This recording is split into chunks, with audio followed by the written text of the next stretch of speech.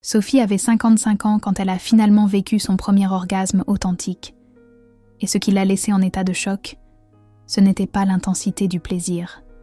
C'était la révélation dévastatrice que, pendant 30 ans de vie sexuelle active, elle n'avait jamais ressenti ça avant.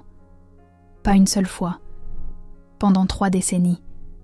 Elle avait cru avoir des orgasmes, des gémissements, des contractions, jusqu'à cette sensation de soulagement qu'elle confondait avec le plaisir.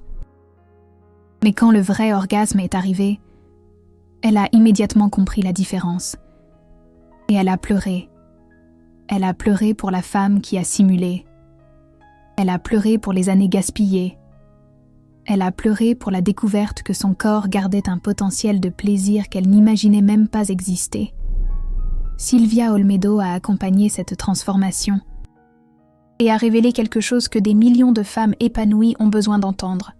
Si vous avez des doutes sur le fait d'avoir déjà eu un orgasme réel, la réponse est non. Ce qui est arrivé à Sophie arrive silencieusement à des millions de femmes, et le plus perturbant, c'est que la plupart ne le découvriront jamais. Elles passeront leur vie entière à croire que ce qu'elles ressentent est tout ce qui existe. Que le plaisir sexuel féminin, c'est ça, une sensation agréable, un soulagement, peut-être une connexion émotionnelle avec le partenaire. Mais Sylvia Olmedo a découvert quelque chose de dévastateur dans ses études, avec plus de 5000 femmes de plus de 45 ans. 72% d'entre elles n'ont jamais vécu un orgasme véritable. Et le plus choquant, 83% de ces femmes croyaient avoir des orgasmes régulièrement. Elles ont développé des réponses conditionnées. Leurs corps ont appris à simuler les réactions attendues. Des gémissements au bon moment, des contractions musculaires volontaires, une respiration accélérée, même cette sensation de relaxation qui vient après. Tout cela peut arriver sans qu'un seul neurone du circuit du plaisir authentique ne soit activé. Le tabou sexuel dont personne ne parle, c'est ça, la honte paralysante de ne pas en être sûr. Vous passez des années, des décennies, à croire que vous vivez une vie sexuelle normale, voire satisfaisante. Et alors surgit cette question murmurée dans votre esprit. Est-ce que je sais vraiment ce qu'est un orgasme ? Mais poser cette question à voix haute semble impossible. Parce qu'admettre le doute, c'est admettre que vous avez peut-être gaspillé des années de votre vie. C'est admettre que vous avez peut-être simulé tellement longtemps que vous ne savez même plus distinguer le réel du performatif. C'est faire face à la possibilité que votre partenaire ne vous ait jamais vraiment donné de plaisir. Ou pire, que vous ne vous soyez jamais permis de ressentir du plaisir pour de vrai. Alors la plupart des femmes enterrent ce doute, le repoussent au fond de leur conscience, et continuent à vivre comme si elles savaient, comme si elles étaient sûres, comme si tout allait bien. Mais tout ne va pas bien. Et plus les années passent, plus ce doute silencieux devient pesant. Appelons cette femme Sophie. À 55 ans, elle avait tout ce que la société attendait d'une femme épanouie bien serre. Une carrière stable, un mariage de 28 ans, 2 enfants adultes, et une vie sexuelle qu'elle décrivait comme satisfaisante. 2 fois par semaine, avec régularité. Elle avait toujours des orgasmes, ou du moins, c'est ce qu'elle croyait. Quand son mari faisait ce mouvement spécifique, elle ressentait quelque chose. Une tension croissante, une envie de contracter les muscles. Et alors elle gémissait, contractait, respirait fort, et ça passait. Après venait une sensation de soulagement, de mission accomplie, d'intimité partagée. Pendant des années, elle n'a jamais remis en question si c'était tout. Elle ne s'est jamais demandé s'il existait quelque chose au-delà, jusqu'à ce que, à 52 ans, elle commence à remarquer quelque chose d'étrange. Après le sexe, elle ressentait une inquiétude, comme si son corps attendait quelque chose qui n'arrivait jamais, comme s'il y avait une porte verrouillée à l'intérieur d'elle que personne n'avait jamais ouverte. Elle a essayé d'ignorer, mais la sensation ne faisait que croître. C'est alors que Sophie a fait quelque chose qui allait changer sa vie pour toujours. Elle a commencé à se toucher seule. pas de la manière rapide et fonctionnelle qu'elle faisait occasionnellement, mais avec curiosité, avec du temps, sans se presser d'arriver nulle part. Et c'est pendant une de ces explorations, 3 ans plus tard, à 55 ans, que c'est arrivé. Elle n'essayait pas d'avoir un orgasme. Elle était juste en train de sentir, de cartographier les sensations de son propre corps. Et soudain, quelque chose a commencé à se former. Ce n'était pas cette tension musculaire qu'elle connaissait. C'était quelque chose de plus profond, plus involontaire, plus dévastateur. Elle a senti des ondes commençant au centre du corps et se répandant. Son cerveau s'est complètement déconnecté. Pendant 7 secondes, elle a cessé d'exister comme personne pensante et est devenue pure sensation. Et quand elle est revenue, elle tremblait, pleurait, dans un état de choc absolu. Parce que dans ces 7 secondes, Sophie a compris une vérité dévastatrice. Pendant 30 ans, elle n'avait jamais eu un orgasme vrai, pas une seule fois. Silvia Olmedo explique que cette découverte tardive est plus commune que les gens ne l'imaginent. Et la raison en est la façon dont les femmes sont conditionnées dès leur plus jeune âge. La plupart des femmes n'apprennent pas sur le plaisir sexuel à travers leur propre expérience. Elles apprennent à travers ce qu'elles voient dans les films, ce qu'elles lisent dans les magazines, ce que les partenaires attendent, et principalement à travers la performance. Dès la première expérience sexuelle, beaucoup de femmes sont déjà en train de simuler, pas nécessairement de manière consciente ou manipulatrice, mais parce qu'elles croient que ce qu'elles ressentent est ce qu'elles devraient ressentir. Le partenaire fait un certain mouvement, la femme ressent quelque chose, elle interprète ce quelque chose comme un orgasme, parce que c'est ce qu'elle espère ressentir à ce moment-là. Et alors elle réagit de la façon qu'elle a appris que les femmes réagissent quand elles ont des orgasmes. Elle gémit, contracte, arque le dos, et avec le temps, cette performance devient automatique. Le corps apprend à répondre aux stimuli avec les réactions attendues. Se crée un circuit neuronal de réponse conditionnée.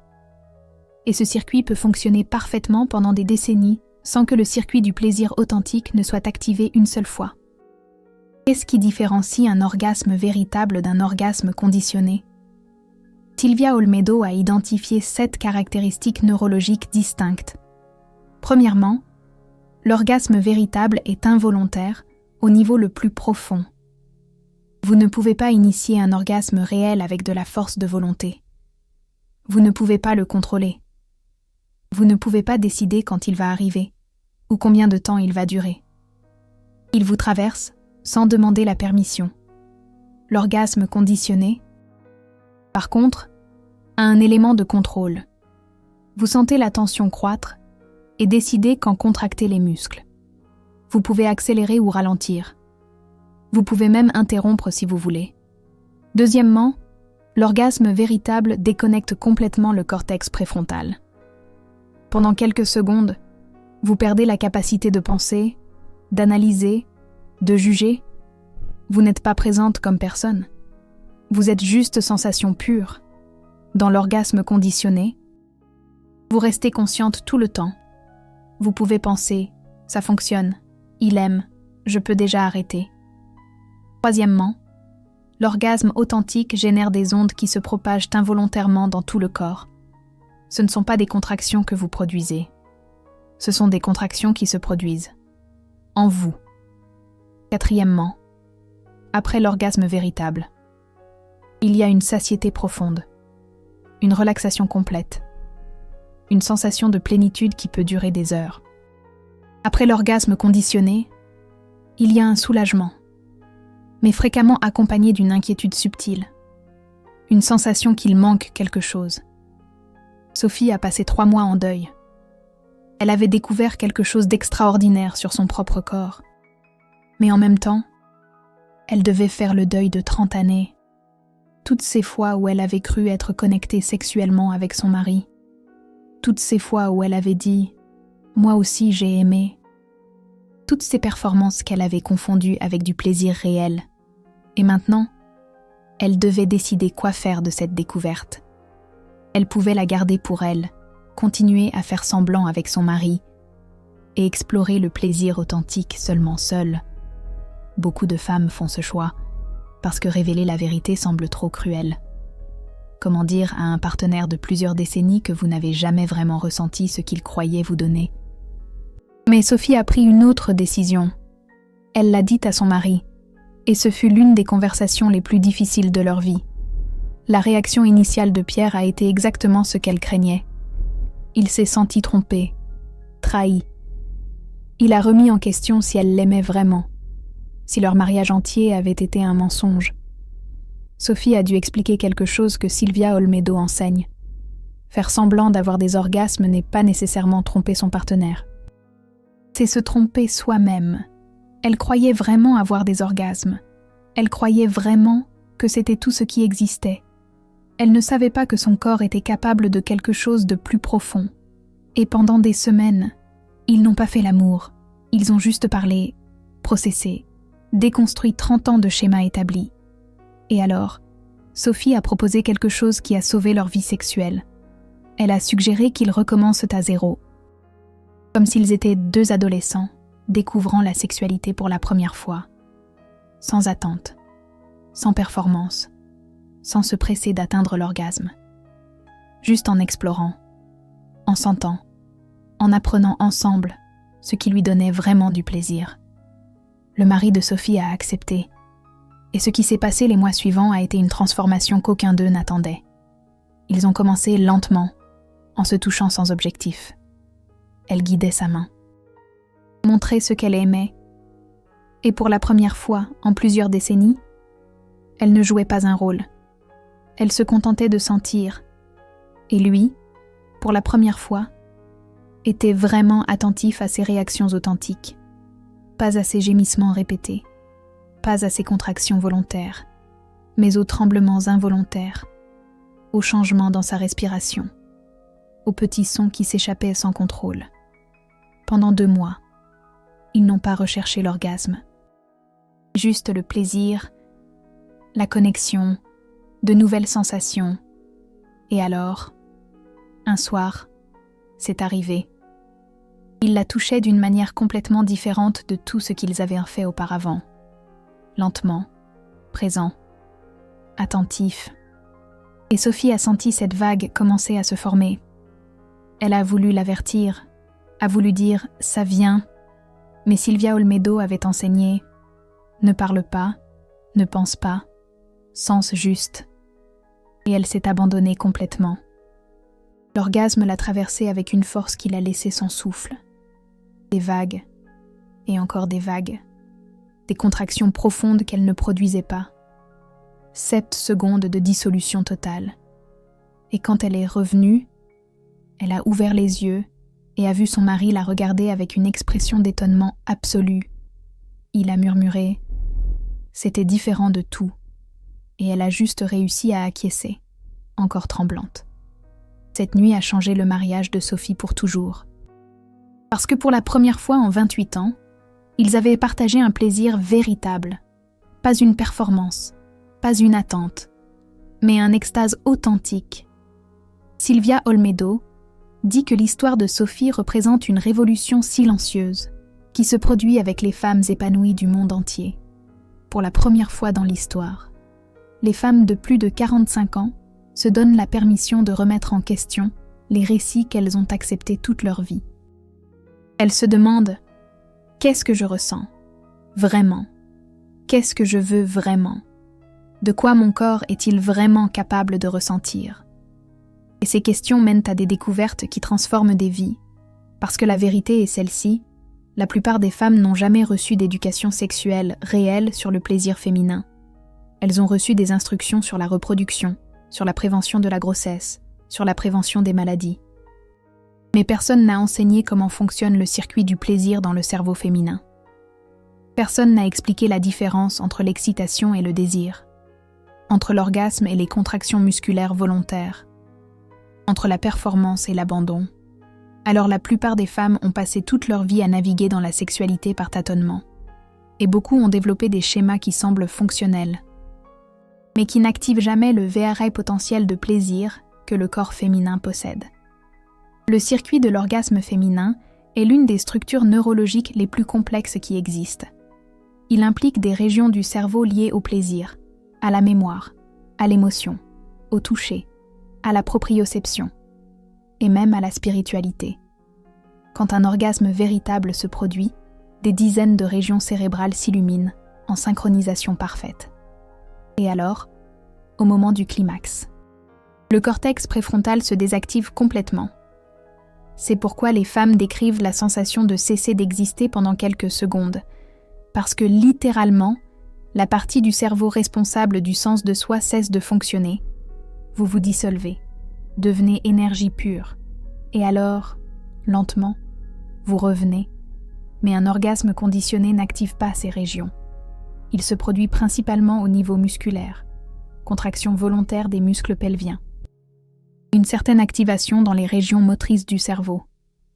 Mais il n'y a pas de dissolution, il n'y a pas d'extase. Il n'y a pas cette sensation d'être traversé par quelque chose de plus grand que soi. C'est comme comparer allumer une allumette avec assister à une explosion de feu d'artifice. Techniquement, les deux produisent de la lumière, mais l'expérience est complètement différente. Sophie a mis 6 mois de plus pour devenir vraiment à l'aise dans le langage de son propre plaisir. Et l'une des découvertes les plus importantes qu'elle a faites a été celle-ci.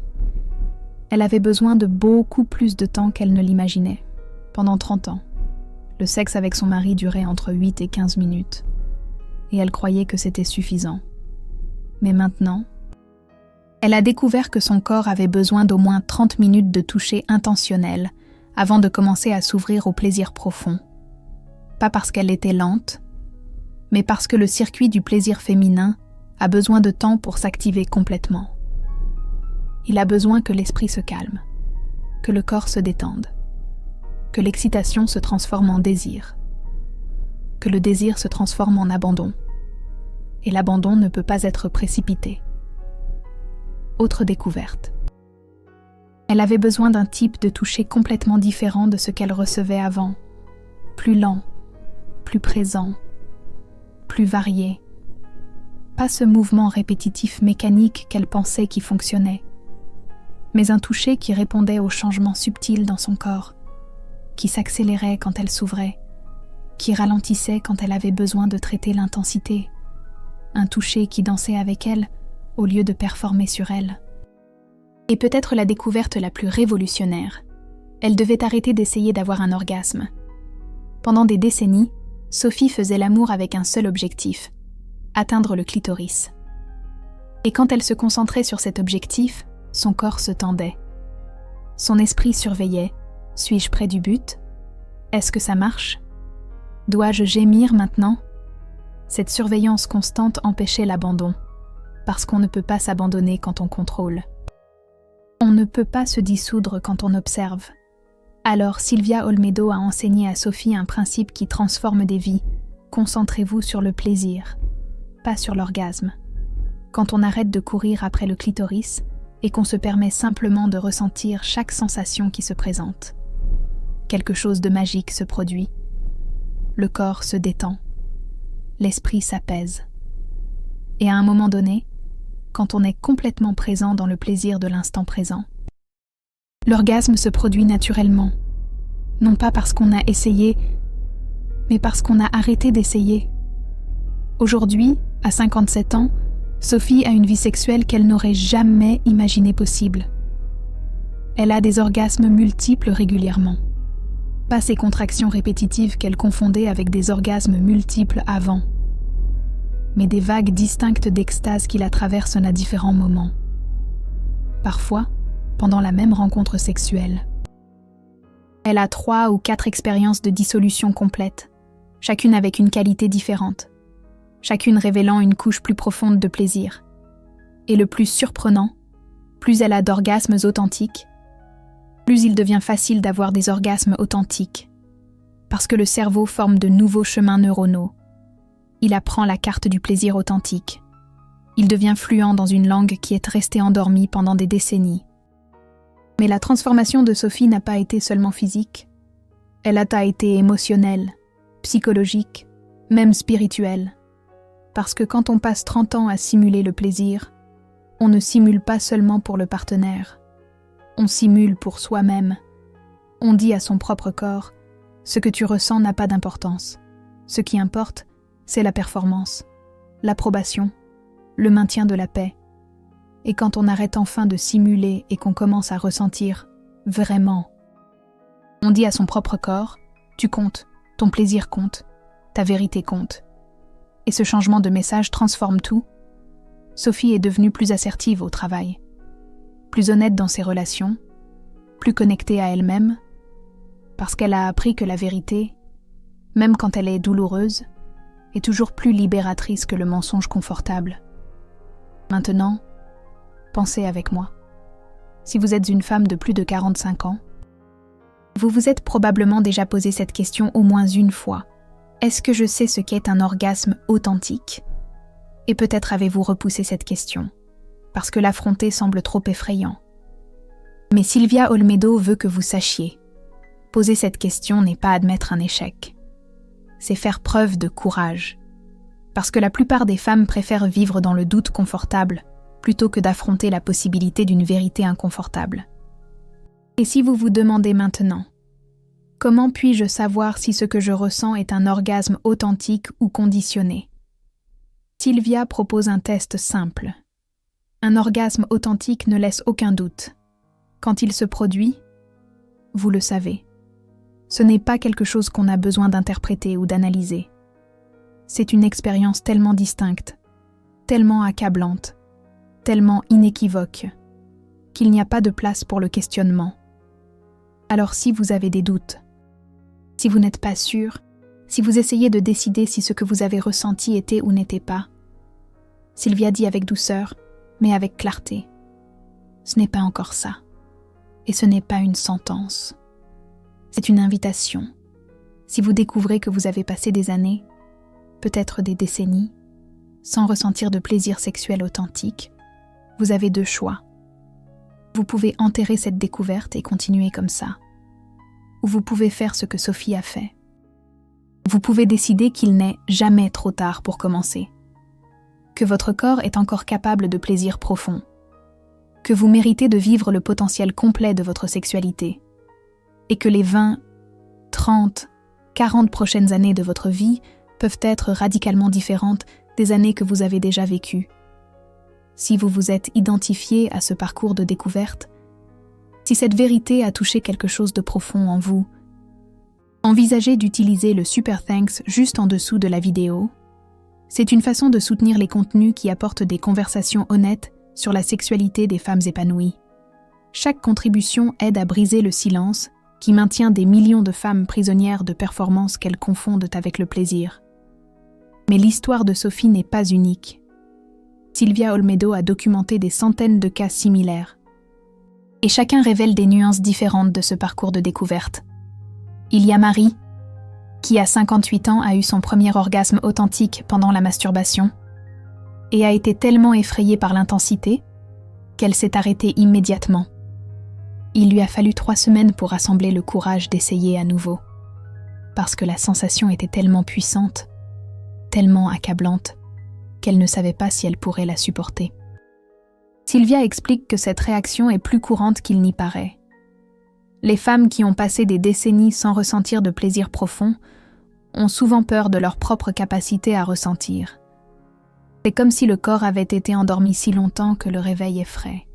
Et il y a Béatrice, qui à 61 ans a découvert qu'elle n'avait jamais eu d'orgasme et a décidé de ne pas le dire à son mari.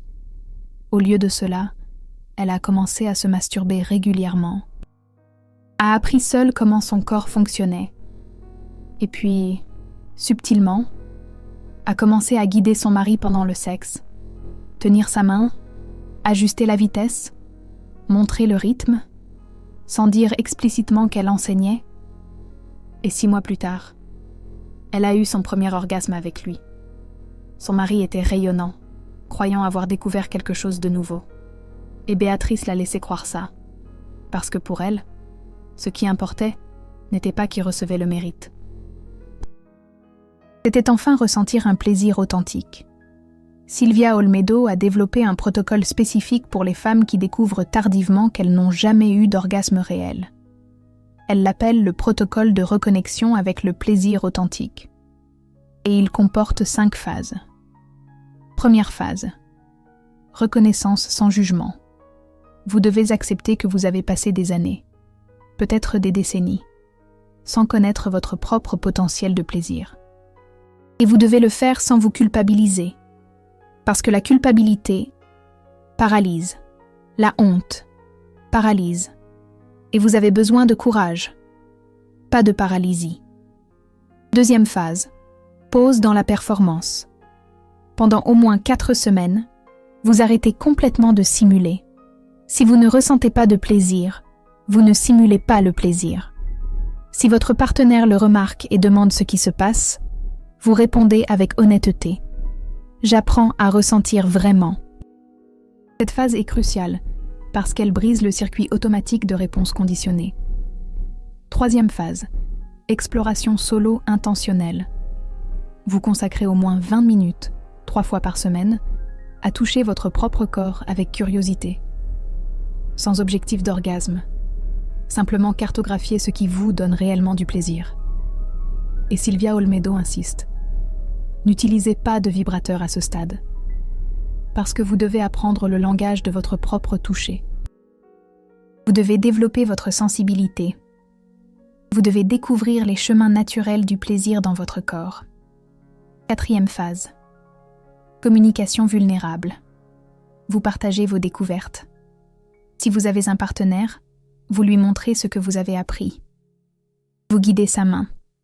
Vous lui enseignez le rythme. Et surtout, vous lui donnez la permission de vous voir vulnérable, de vous voir trembler, de vous voir perdre le contrôle, de vous voir réellement ressentir au lieu de performer. Cinquième phase, intégration. Vous intégrez ces découvertes dans votre vie sexuelle régulière et vous comprenez que c'est un processus continu, que vous allez continuer à apprendre, que votre corps va continuer à révéler de nouvelles couches de plaisir à mesure que vous vous enfoncez dans ce voyage. Sophie a suivi ce protocole sans savoir que c'était un protocole. Elle a fait instinctivement ce que Silvia Olmedo a ensuite systématisé, et aujourd'hui, elle accompagne d'autres femmes, pas formellement. Mais quand des amis commentent leur vie sexuelle, Sophie pose des questions. Ressentez-vous réellement du plaisir ou êtes-vous en train de performer? Avez-vous déjà eu cette sensation de dissolution complète? Connaissez-vous la différence entre soulagement et extase? Et fréquemment? Ces questions plantent des graines. Des semaines plus tard, une amie revient et dit « Tu m'as fait réfléchir, et je crois que je n'ai jamais ressenti ce que tu décris. » Et Sophie répond « Alors, une merveilleuse découverte vous attend. » L'une des choses les plus surprenantes que Silvia Olmedo a découvertes, c'est que les femmes qui ont leur premier orgasme authentique après 50 ans, développent souvent une vie sexuelle plus riche que les femmes qui ont toujours eu des orgasmes. Pourquoi? Parce qu'elles ne tiennent rien pour acquis. Chaque orgasme est valorisé. Chaque sensation est appréciée. Elles ne tombent pas dans la routine mécanique. Elles restent curieuses, présentes, reconnaissantes. Sophie dit que chaque fois qu'elle a un orgasme authentique, elle ressent une gratitude profonde. Pas seulement pour le plaisir, mais pour la découverte, pour le courage qu'elle a eu d'affronter la vérité, pour le choix qu'elle a fait de ne pas accepter une vie de performance. Et cette gratitude intensifie tout, rend chaque expérience plus significative, plus connectée, plus transcendante. Et il y a un autre élément que Silvia Olmedo considère comme révolutionnaire. Quand des femmes épanouies découvrent le plaisir sexuel authentique pour la première fois, elles expérimentent souvent un éveil qui va bien au-delà de la chambre à coucher. Sophie a remarqué qu'après avoir commencé à avoir des orgasmes réels, elle est devenue plus assertive dans tous les domaines de sa vie. Elle a commencé à dire non aux choses qu'elle ne voulait pas faire. Elle a commencé à demander ce dont elle avait besoin au travail. Elle a commencé à établir des limites avec sa famille. Et au début, elle n'a pas connecté ces changements avec sa transformation sexuelle. Mais Sylvia Olmedo explique le lien. Quand vous passez des décennies à prioriser la performance sur l'authenticité, quand vous apprenez que votre plaisir importe moins que plaire aux autres, vous développez un schéma, et ce schéma s'infiltre dans tout. Alors, quand vous brisez ce schéma dans le domaine le plus intime de votre vie, quand vous priorisez enfin votre propre vérité et votre propre plaisir, vous créez un nouveau circuit neuronal, et ce circuit commence à opérer dans tous les contextes. Vous arrêtez de performer au travail. Vous arrêtez de faire semblant d'être intéressé par des conversations qui vous ennuient. Vous arrêtez de dire « tout va bien » quand ce n'est pas le cas. Vous devenez, enfin, authentique. Et l'authenticité, Sylvia Olmedo dit, est l'aphrodisiaque le plus puissant qui existe. Sophie, aujourd'hui, à 57 ans, ne regrette pas les 30 années qu'elle a passées sans connaître le plaisir authentique. Elle dit que ces années étaient nécessaires, parce que la femme qu'elle était à 25 ans n'aurait pas eu le courage d'entreprendre ce voyage. La femme qu'elle était à 35 ans essayait encore de plaire à tout le monde. Mais la femme qu'elle est devenue à 55 ans avait suffisamment de sagesse pour affronter des vérités dures, avait suffisamment de courage pour changer des schémas de décennies, et avait suffisamment d'amour-propre pour prioriser son plaisir sans culpabilité. Alors, d'une certaine manière, cette découverte ne pouvait avoir lieu qu'à la maturité, ne pouvait avoir lieu que lorsqu'elle était enfin prête à la recevoir. Sophie a un message pour les femmes qui sont là où elle était à 52 ans, ressentant cette inquiétude, ce doute murmuré, cette sensation qu'il existe peut-être quelque chose de plus. Elle dit: faites confiance à cette inquiétude. Ce n'est pas de la névrose. Ce n'est pas de l'ingratitude.